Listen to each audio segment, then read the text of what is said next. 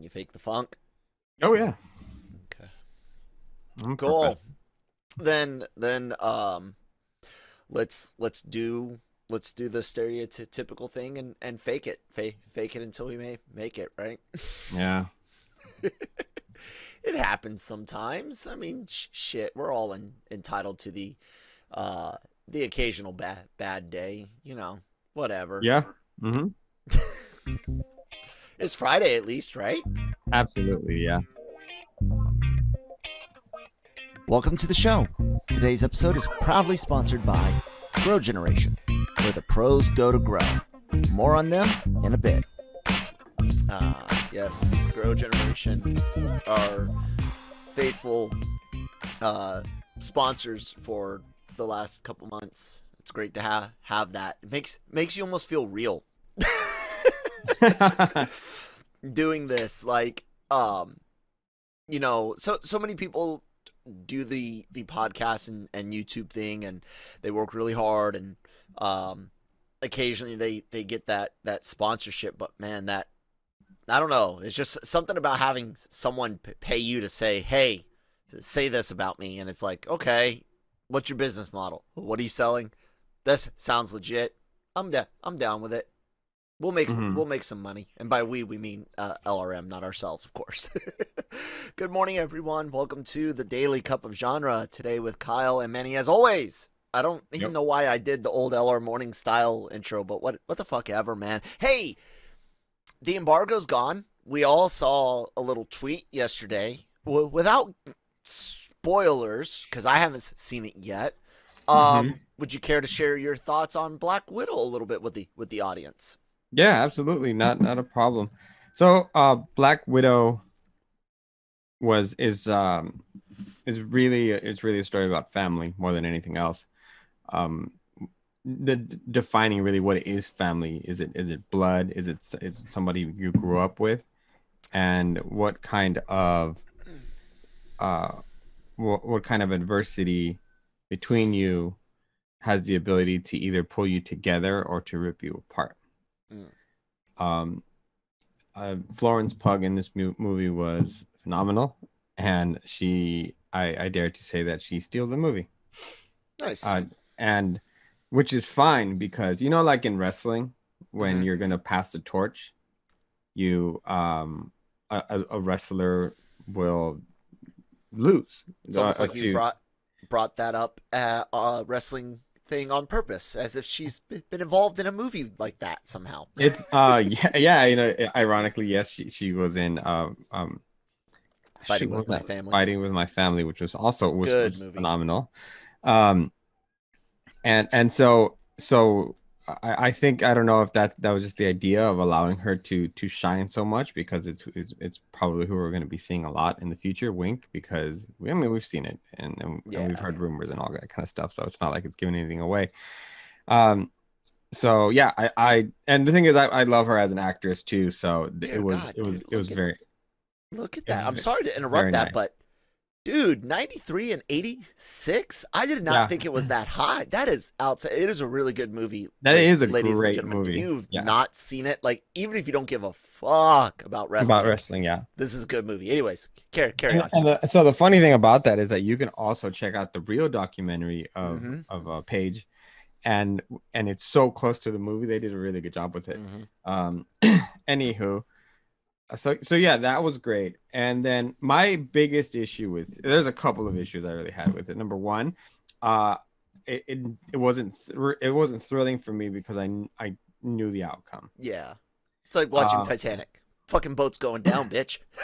Right. Yeah. So, it's and so I never felt like the characters are in danger. I never felt like that I had to take the villain seriously. And it kind of, that in itself took me out of the movie. And then my other huge problem was the pacing of the film was very inconsistent. Oh, that kind of sucks. It had your moments of action, but then it had these really long, lull character development moments. I mean, long. And the only thing I wish that I think would have made me enjoy this movie quite a bit more, and then had me invested later even further into Infinity War. If this movie came out before Infinity War, that would have made the value of Black Widow a lot higher. Yeah. Because now I'm so much more invested in what's going to happen, and when in Endgame, when she sacrifices herself, that means a whole lot more to me. Yeah, but it was so important that we got to see the super incredibly powerful Captain Marvel before Endgame. That was absolutely necessary. It really that. So if you think about it, if you switch the two movies, Captain Marvel and Black Widow, Captain Marvel really shows up to save the day at the end, right? So why not make that her grand entrance? A la Wonder Woman. Who the fuck is that? I'm here to help. Don't worry about it, bitches. And then but whatever. A la like Wonder Woman, when she made her if something that Batman v Superman did do right is the introduction of Wonder Woman. I could give it that. The music sucks, really, but I hate her theme song. That weird sound that comes with it. I love it. I think it's great. But I hate the steel guitar too, because it also has that weird kind of ringing, high pitched, almost like a screechy noise. So I don't like it. But anyways, carry on. So yeah, if you think about it, a lot more value in a Black Widow movie than we would have had a Captain Marvel movie. Yeah. So I wish that switch would have been made. I don't know why they didn't maybe believe that at that point fans can handle Black Widow movie. But I think that so that's my problem with it, and that's probably the reason why I might go see it one time in theater, and then I'm not really going to care about it again. Are you going to try to watch Civil War beforehand?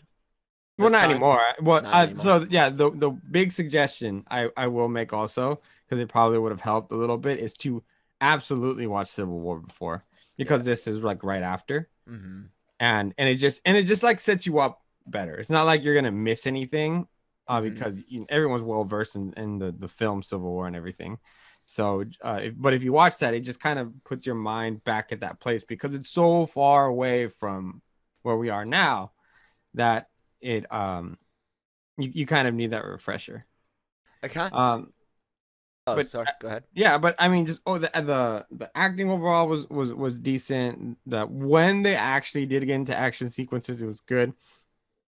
Did they clean up the CG of the falling airplane debris fight? Does that look better than it did in the trailer? All right, so there were a couple of moments where we noticed straight up inconsistencies in the shots, and we're like, oh, that's not supposed to be there, and that's not. So the answer is probably no. This had the same issue that almost every movie that was pushed from last year to this year has had. Wonder Woman 84, Mortal Kombat, Godzilla vs. Kong. Now you're saying Black Widow. All four of those movies, three of which I've seen, had severe editing issues. So that was a big question: is who's editing these films that don't catch these things? Not only that, but you guys have had how long? Extra fucking time. Wonder Woman had almost 14 months in post, I think it was. 13, 14 months in post. Like, and they still left the dummy in. not only that, but just the quality. I mean, go in, add more polygons here, retexturize this, go back through your cut and get another set of eyes on it and take a look. Man, there were so many bad moments in all three of the movies that I have seen, and it takes you out of it. Mostly, I guess, maybe more us, because we'll catch things like that than others, and people like us that are big film fans, like on the technical side and behind the camera and in front of the camera.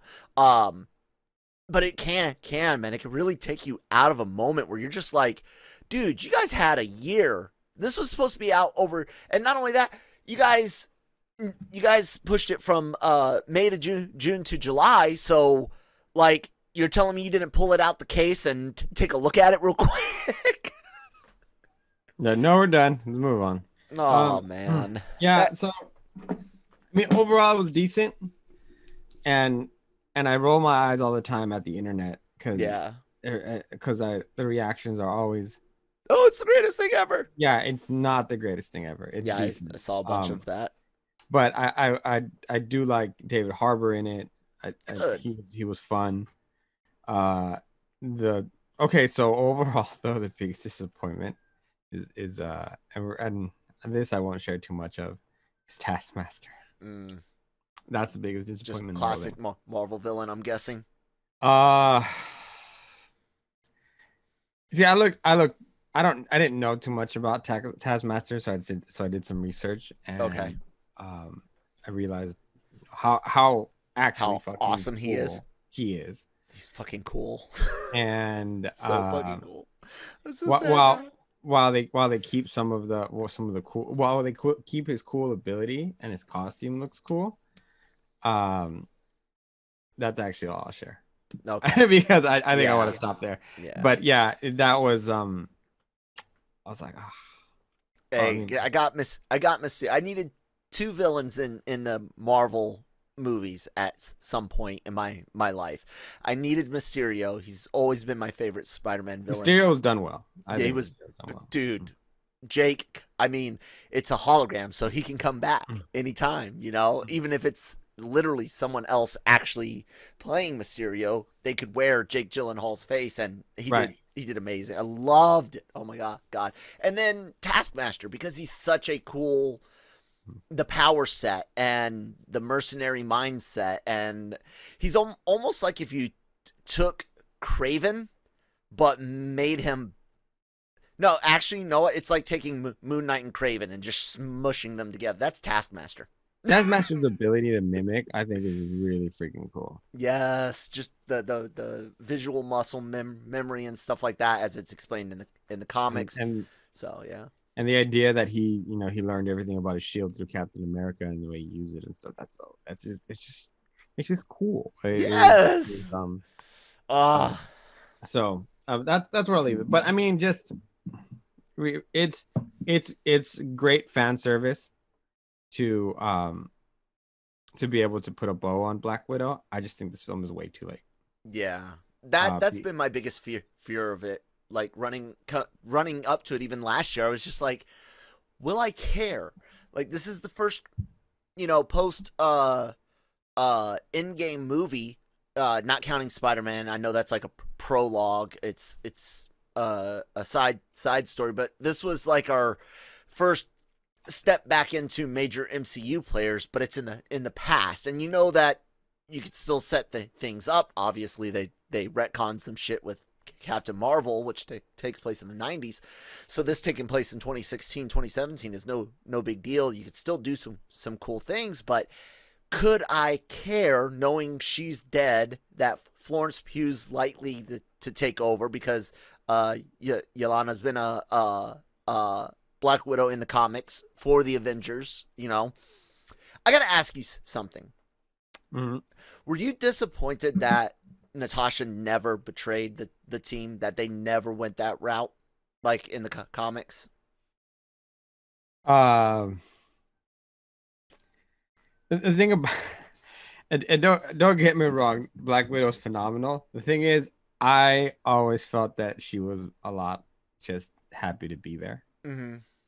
I didn't see her as a major threat or a major character per se. And then Age of Ultron did not help when she got kidnapped. Like she was good, but they had to sideline her because of pregnancy, wasn't it? I think she was pregnant during filming. Yeah, was she? I don't remember. I believe so. But the thing is, they I don't know. Compared to the other Avengers and everyone else, and even Hawkeye, she's kind of at the bottom of the totem pole, and as as cool as she is in some of those scenes and everything, like yeah, they did. She was pregnant when filming Age of Ultron. Sorry, go ahead. Okay. Yeah. So, but don't get her kidnapped. Yeah. Have her be a an pilot for a minute or something. In a vehicle. Yeah. So yeah, she was all right. Like, I liked the heart that they try to give her in Winter Soldier a lot and Civil War. Okay, yeah, but that doesn't. It doesn't help fix this particular time situation. You're right. Yeah. You're absolutely right. If she would have betrayed them in like a civil war with Zemo or something, that actually probably would have even further developed her character as her past, what she did, what she had been doing, and then her redemption story. Then give us Black Widow coming back in Infinity War, maybe showing up somewhere. Even if it was a little sooner, Infinity War. Showing up at the last moment of Wakanda with a stolen Quinjet, and it's like, hey, look, this is bigger than any of us. I'm here, And even if you still had a Hawkeye trying to convince her to redeem herself in between those films, and then that still adds even more value to that scene in Endgame. So there's simple ways that you could have given her a lot more depth, I think, because a lot of her scenes are so like I just kind of roll my eyes at what she did. She had to do with the Hulk, where she was the one who was able to calm him down, and then she was the one who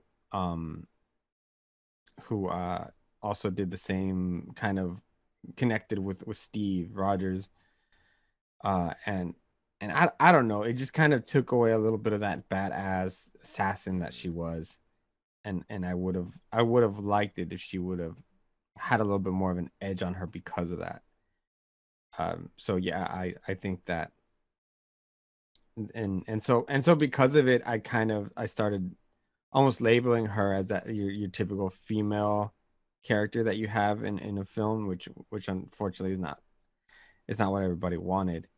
And I think this film kind of opens that up a little bit to like, oh, like she's done some stuff in the past, but via the other 10 years, you'd never know that. Yeah. So like we'll see how it ends up going with the general audiences. Like Marvel, I have no doubt. It's just the way it is. Typical Marvel fans are gonna say it's the greatest film ever. And that's just and that is. I will no. There's something we'll talk about, but we can't talk about it until afterwards. Okay.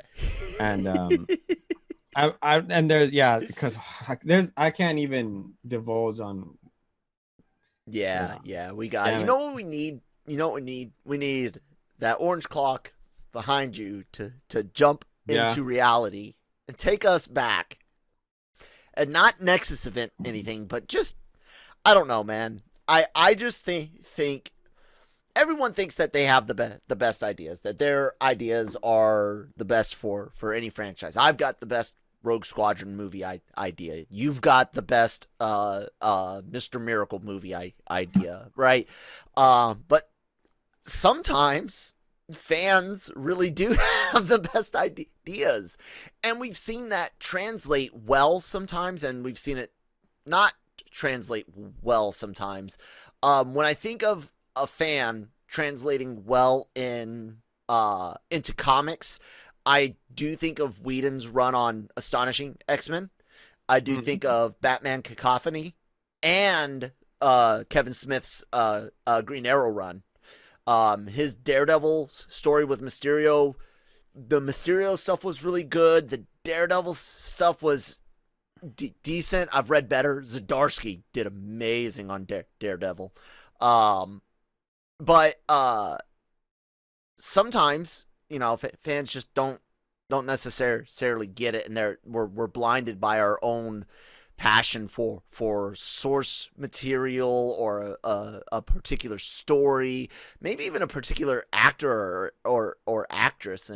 But the good thing is that fans are getting into these industries. I mean, there was a time where we call Hollywood an industry like we do Chevy and the car industry, right? They have an assembly line. They have a machine that goes and makes movies. Yes, the machine's made out of more people than actual mechanical parts, but it's not like it used to be. You used to hire professional directors, professional writers, professional. I'm not saying that modern ones aren't professional. I'm saying that modern ones are more passionate though for certain projects.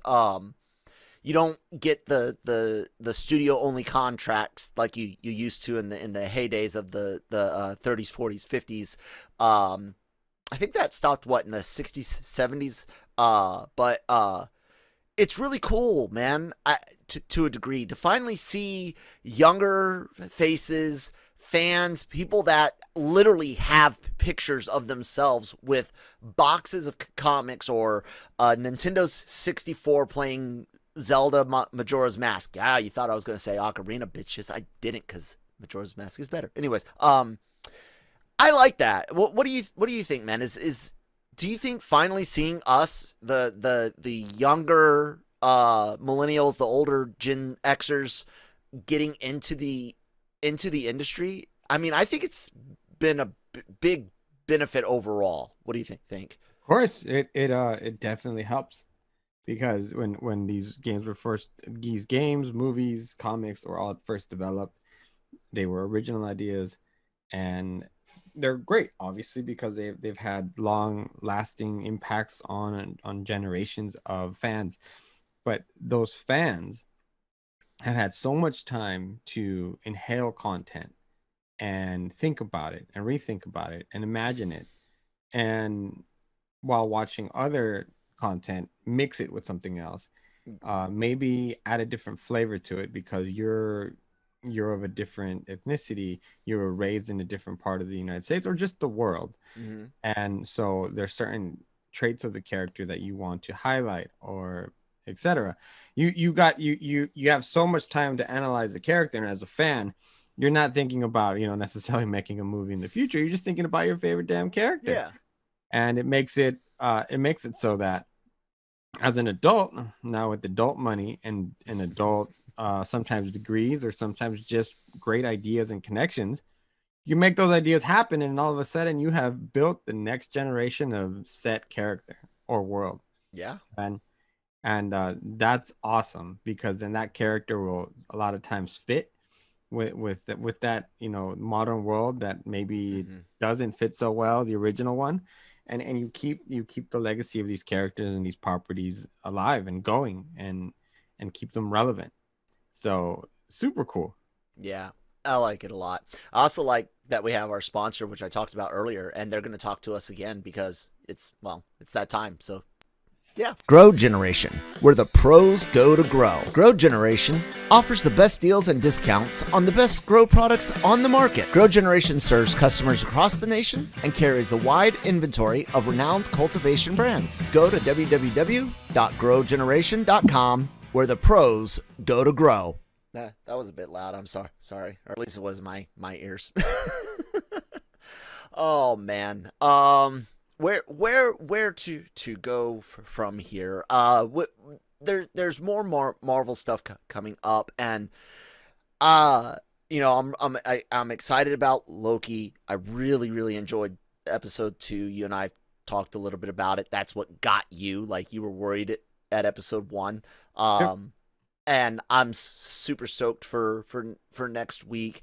Black Widow after that. Shang-Chi is next, right? Yes, in September. Yes, September. I know a lot of people are waiting to see more.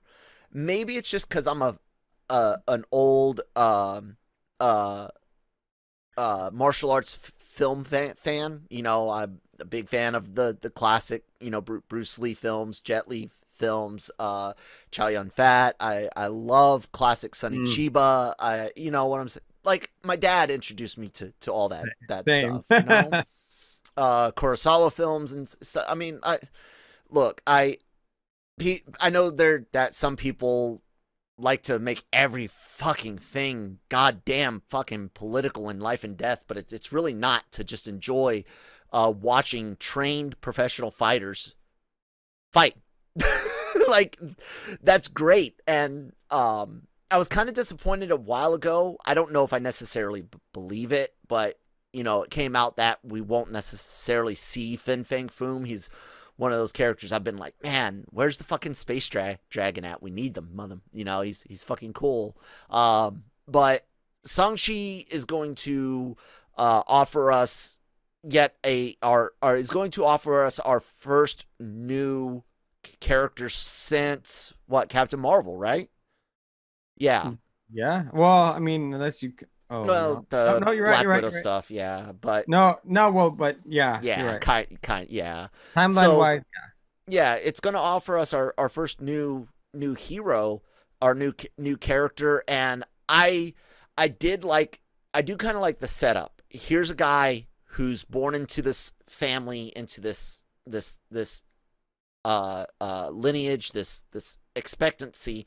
He gets his own evil martial arts Rumspringa, I guess. I don't know what to call it, but he gets some time off. I kind of like going with that idea. It was a really nifty flip of the script in the trailer, where you think your hero's about to get out of that badass car. No, he's the valet, but he's not just any fucking valet. He's, you know, the guy that's the son of evil martial arts guy. I forget his fucking name. But anyways, the 10 Rings. There's the group. Fuck. And then after that, we have the one that everyone already knows about because the leaks are out there. I haven't read them. I want to, but I don't want to, because I already have a feeling about how disappointed I'm going to be about what Eternals does to the MCU. I don't know for sure, but I've just got that Star Wars bad feeling about it. You know what I'm saying? You're muted again, by the way, bud. The challenge with the Eternals is that we have no emotional investment with them. Yep. If they come in and do something major to the MCU, it's not going to resonate. It's gonna have to be a really fucking good movie. And that's the thing, is what I got, and this isn't spoilers, and it's one person's opinion that read the alleged leak, which the trailer had allegedly several of those scenes that are in that leaked script or leaked whatever the fuck. So it looks like at least whatever's out there is got some truth in it, right? He said basically that the script itself has potential, but it really is all going to depend on the editing and those actors. I still wish, and he didn't say no, that's not what it is. I still wish it would be just a series of, almost like an anthology film, a series of events where the Eternals are just there, and we watch the MCU Earth grow with the Eternals on Earth doing little things, whether it's, you know, Atlantis or Krakatoa, which is what I thought that island was, the volcano that we see exploding, different apocalypses. We know apocalypses are a big deal with Loki now. That's kind of what I wanted from it, but when you really think about it, that's Black Widow, which has the issue of, do we care because she's dying? We have new character, which always has the, will we care? You know, will this character be good or not? I'm optimistic about it, but it's also in my wheelhouse. So it's Marvel and martial arts. I'm fucking down. And then the Eternals. That's a third movie in a row where really the emotional connection comes into question. Dude, I don't have a single person that I really care about until December with Spidey. True. And friends, you know, like, while I'm interested in Shang-Chi, while I'm interested in the Eternals on the surface, it's like my heart doesn't race until I hear Tom Holland, you know? So the thing about Shang-Chi that I'm going to be highly critical of, and this is Marvel's own fault, because they're always Disney and Marvel always highlight how much research they do, how much work they do behind the scenes into preparing a film and to giving us the best version of whatever we're watching. I'm going to be very, very critical of that, of the martial arts in the film, and even from a technical point of the actual cinematography of those fight scenes. How close can you get? Are we looking at CGI? Not. I stopped using CGI. No more knives. So one of my big keys is in any classic martial arts movie that is you can just, you know, chef's kiss it for in some scenes. You have these amazing performers who are able to perform these martial arts choreographies in a single shot. Yes, you're able, and that alone, if these fight scenes contain shots like these where you're not consistently cutting and shifting point of view, I'm going to rave about this movie regardless of the plot, because it come on, and let's be honest, the plot in a lot of those classic martial really arts films too much. No, I mean, horrendous. Well, I wouldn't say that for a Western audience, sure, but okay, yeah, for a Western audience, but yeah, well, I am unfortunately a Western audience. And this film is being, you know, it's banking on Western audiences. Yeah. So what I'm saying is that we need, that's what I want, because unfortunately, it's like I don't know Shang-Chi too well, but you're billing this as a, you know, he's you know who he is as a martial artist, so you better goddamn well focus on that martial arts technically. Yeah. Even if you have to have stunt doubles at some point, I mean, you should have just cast somebody who you know who can actually throw down. But yeah, these sequences better be phenomenal, because if we get more, because all right, so Mortal Kombat, you had some of those moments, right? But you can actors, tell, yeah, and who just gave great performances. But everyone else in those middle scenes, you see punch, cut, punch, cut, punch, kick, cut, and then and I don't mean cut like with the knife. I mean like switch angles, switch point of view, just so you're able to stitch together. Make sure you're putting in your doubles and which is fine usually. Don't get me wrong, because not everyone can do that. That is a skill that takes years and years of training. Look at the everyone brings it up because it's a fucking phenomenal scene. It is a technical work of genius in every sense of the word, from lighting to sound to the cinematography to the choreography. And that's the Daredevil's season 1 hallway fight. Yeah. Guys, they were so creative to use that hallway and those rooms for the props, the doubles, the extra bodies, anything that they would need. They literally, I have to imagine. I made a short film once. It was like four minutes long, one take, all in Polish. I worked with my friend's wife. She's Polish, and I wrote the script out in English, and she translated it into Polish. We worked on it. It took 34 takes. Now, I had about 8 good ones. You know, it wasn't like 34 to get one good one. But we did. And that included failures where we didn't make it all the way through and things like that. But 34 attempts at a 3 to 4 minutes segment and having to reset and things like that. That scene... And I almost hated it when they tried to replicate it in future seasons and other things, because it almost started to take away from it a bit, you know? But when I could go back and watch that scene any time, any day, and still just be floored by it. And that's one of the benefits of using masks and having masked heroes.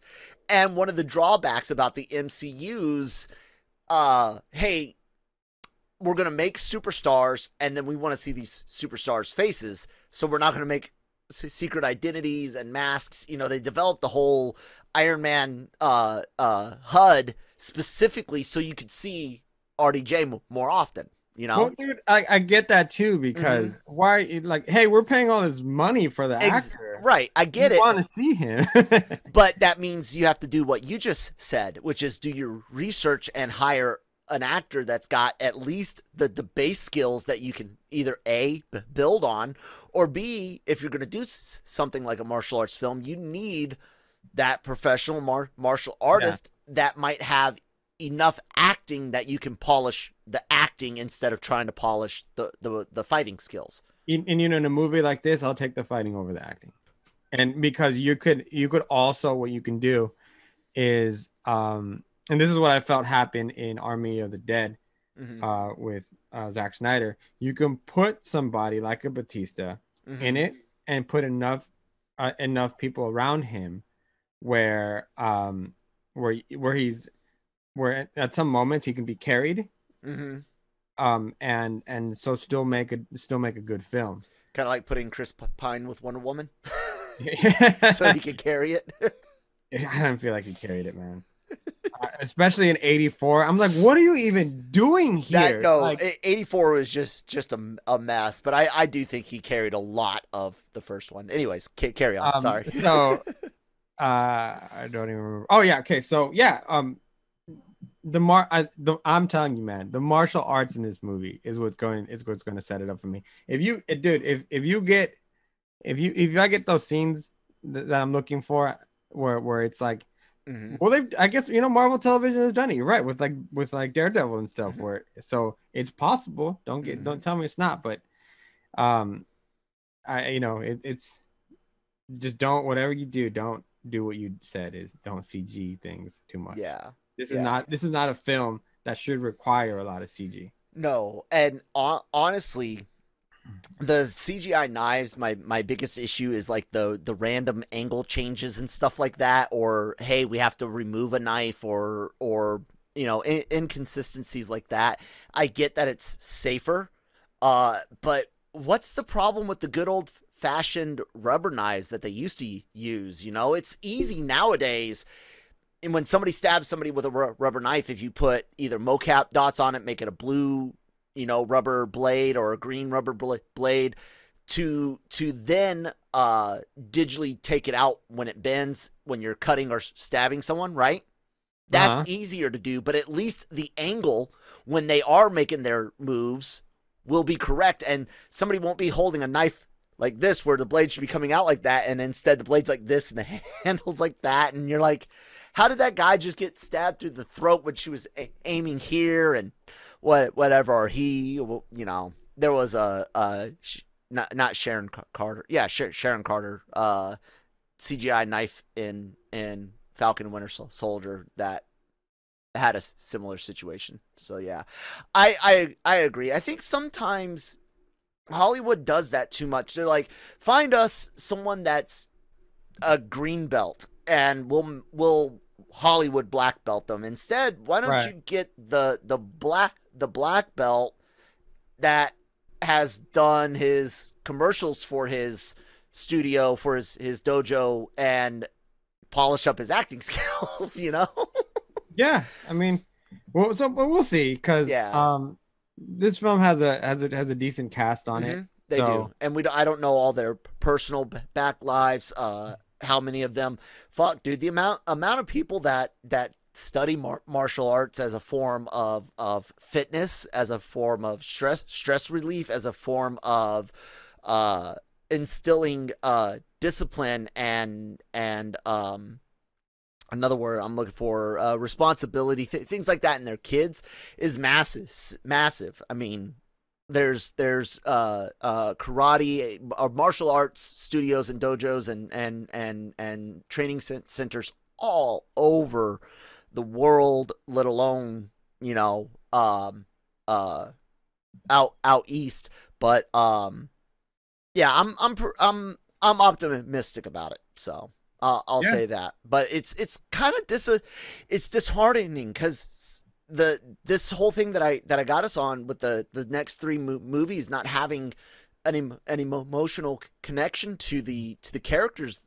It's frustrating because you just had, not just, but Endgame was just such a massive accomplishment, and dear God, they stuck the fucking landing in my mind. And then you had this really fun little adventure with Spider-Man, and then it's like, well, I don't give a shit until Spider-Man again. Not like care wise. So it's Marvel. The thing that, well, I mean, I'm giving a little bit of time, but they need to be careful, man. I think we talked about it a little bit, but they're falling into that Star Wars trap because we're supposed to be done with all of this. And WandaVision events post Endgame, and like we're still talking about the ramifications of what happened. We're not moving forward.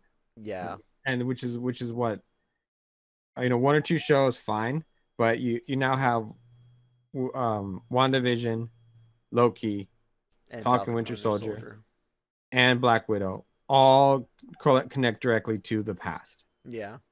So that, like, I get that they're entertaining and they're fun. I love Loki, and I thought WandaVision did well in the middle, and then fizzled at the end. Same thing with Falcon and Winter Soldier. It did so well and then did not stick the landing. Yeah. I thought it mostly stuck. I would have maybe deduct, I don't know, 0.6. I deducted more than a 0.6, but it was still good. It was still good. I'm happy that he's Captain America. It's better than any of the other, and I liked some of the things that they set up for the future. But we're now all of a sudden it's like Shang-Chi, and some of the stuff that we talked about, the Eternals, and it's like, all right, so what? Like, what does this mean for us? Like, so now you're just throwing stuff at us? Are you going DC on us? What's going on? Yeah, excuse me. I honestly, to me, what a lot of this seems like is straight up delay tactics.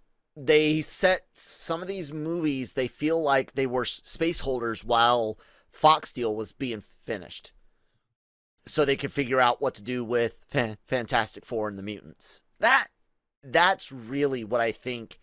If that's the case, then okay, that's fine, because you can't, like I've said before, you can't do everything. So right, if we need a little bit more time because we have all these new characters now we want to integrate. Yeah, and it feels longer because of the pandemic. Maybe a year later. Yeah, but still, I'm gonna complain about it because I'm fuck yeah.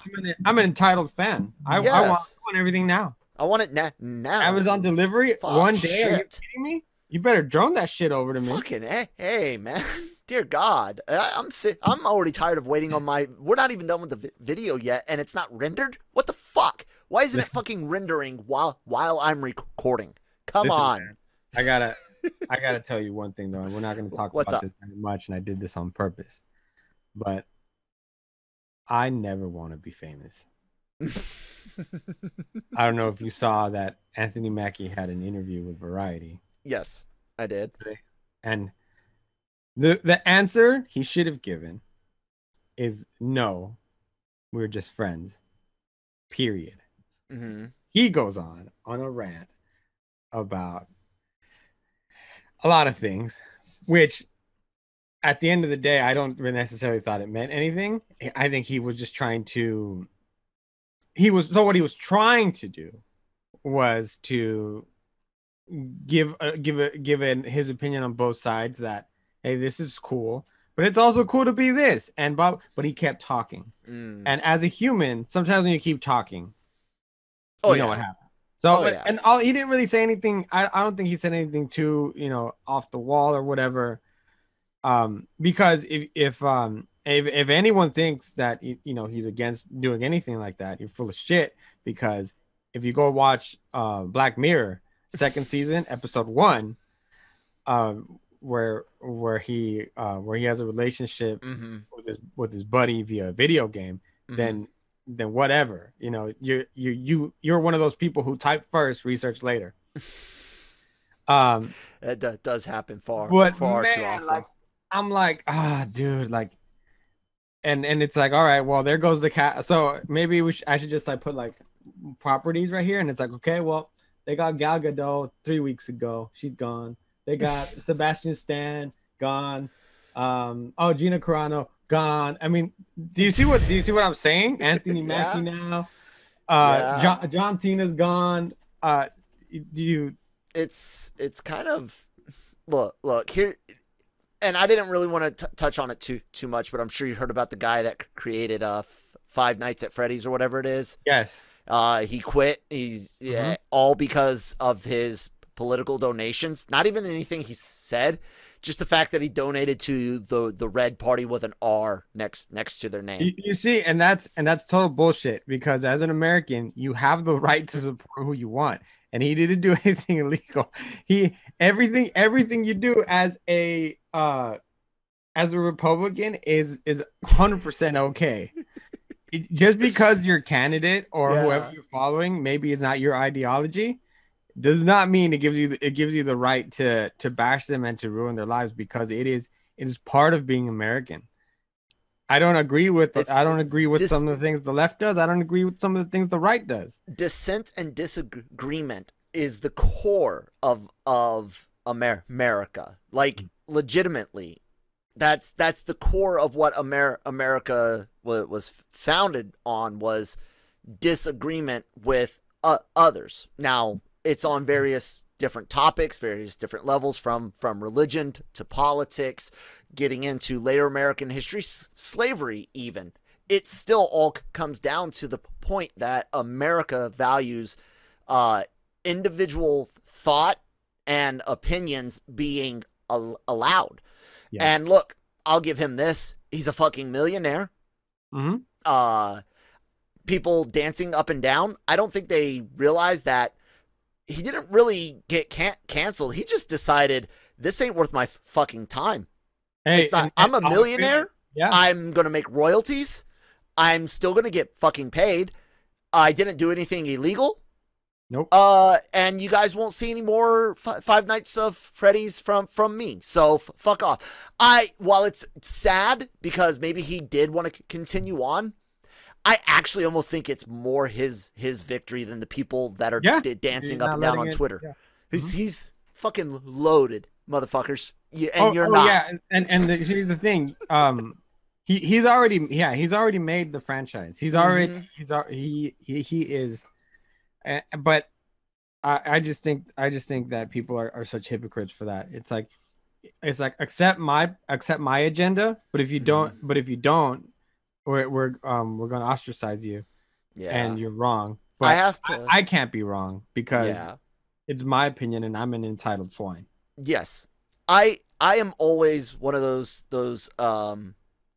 types that is I my politics are fairly, I don't want to say obvious, because they're not. I always get accused of being a Democrat or Republican, and I'm not registered either way.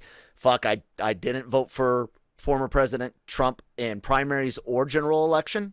He wasn't my guy, but I didn't vote for the Democrats either.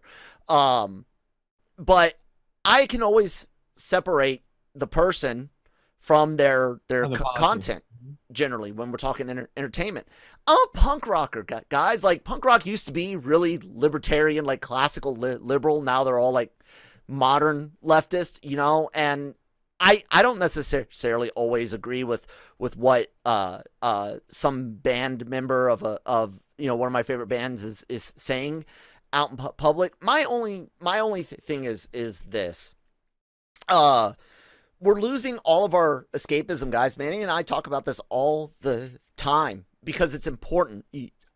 Before we started the show, the whole faking it at the beginning, that's not us coming up with a clever cold open. We're kind of in shitty moods when this first started. And there's nothing I wanted more than to go crawl into a fantasy world for a couple hours, you know? But those fantasy worlds that are devoid of contemporary commentary are becoming harder and harder to find, that are new. Yeah, I can always go revisit Star Wars, the original. I could always go revisit the first Avengers film. But I do want to see some new stuff. I do want some more modern escapism. So people fucking chill out and understand two things. One, everyone has a fucking opinion. And number two, there is nothing new under the sun. And every idea that you think you came up with has been thought of and done before 1,000 times before you were an itch in someone's pants. That's all I'm going to say on that. The other thing about it is that there is certain hypocrisies with it, because cool, cancel the Five Nights at Freddy, guys, because that doesn't affect me personally. Mm-hmm. Do you know how much Starbucks donates to the Republicans? Do you know how much Disney had some Disney?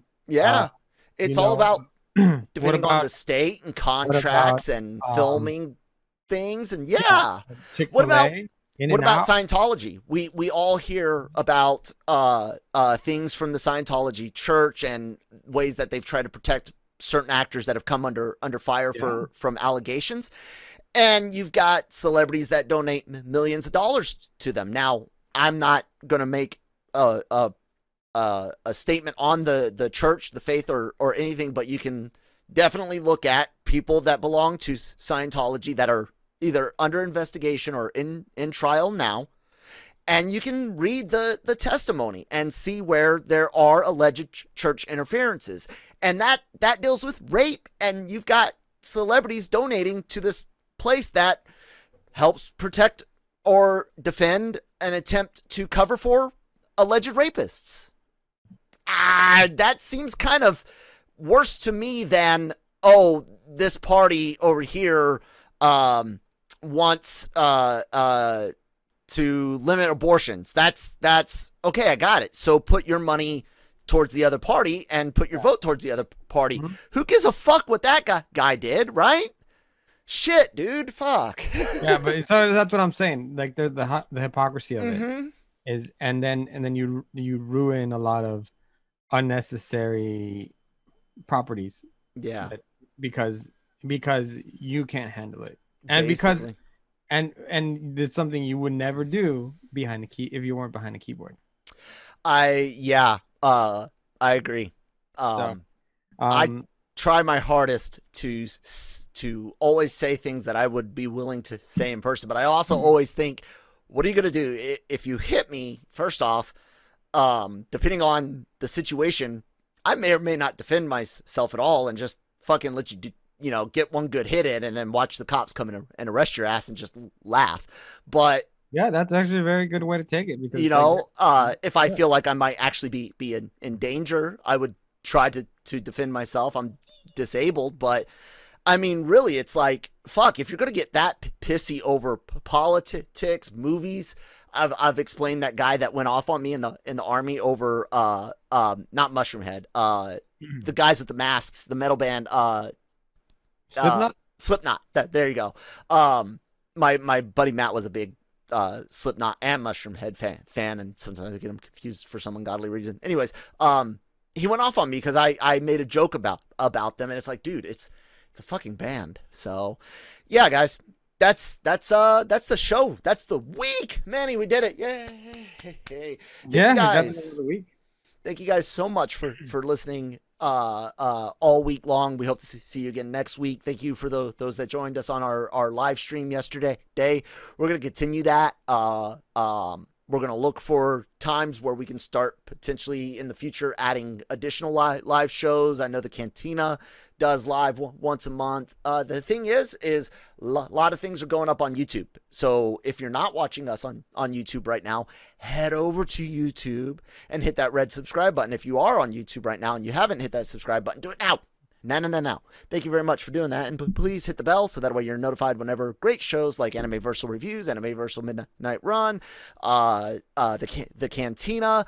You want to talk about anger and ranting, you'll not want to miss the Cantina today. Breaking Geek Radio, the podcast, and of course every day your daily cup of genre with Manny and I, and sometimes guests, and not just celebrity guests, but Christine joins every now and then. Nick's here every now and then. It's great. And if you don't do the YouTube thing, you only do audio. We are everywhere for free. Subscribe or follow on your favorite app. And, of course, check out LRMonline.com every day for all of your entertainment news, needs, and opinions. Manny, what do you got coming up for us, man? So I just want to let everyone know today on Disney Plus drops their exclusive Disney Pixar's film Luca, which is beautiful. Check out on our website today. We're gonna have a couple more interviews. That one's not Premier Access, right? That one's free. Nope. No, that one is technically free. You already paid for Disney Plus. Right. Paid for it. I just don't like the term free because it's included. It's included. I learned in econ that there's no such thing as free lunch. Somebody's always playing. It's included with Disney Plus subscription. Yes. At no additional cost. And then also, really weird thing I'm gonna plug because we didn't do anything for it. But yesterday on Paramount Plus, iCarly dropped the new series. And if you're a fan of the old series, it is creepily good because it's like you blinked and they grew up and so did you. And then the show kept going. Yeah. So it very, very weird. There's that. And then early next week, I'll be covering the new Patrick Star show and a couple of other things from Nickelodeon. Just a lot of fun. I know that Gig's going to be doing maybe quite a few things with Shark Week. And then he's also been working with the chefs for Gordon Ramsay's Uncharted, which is really cool, as well as some of the contestants for Lego Masters for all you Lego fans. Yes, indeed. Very, very good thing. And then the last one I'm going to plug because Nancy did such a phenomenal job. I'm so jealous at some of the Spanish content that she has. She has Angelica Vale for a animated series, and then I cannot remember for the life of me of the other gentleman's name who is on there, but site's taking forever to load right now. It happens. And anywho, really, really good stuff across the board. And Spanish, sharks, Legos, cooking, you name it, we're covering it.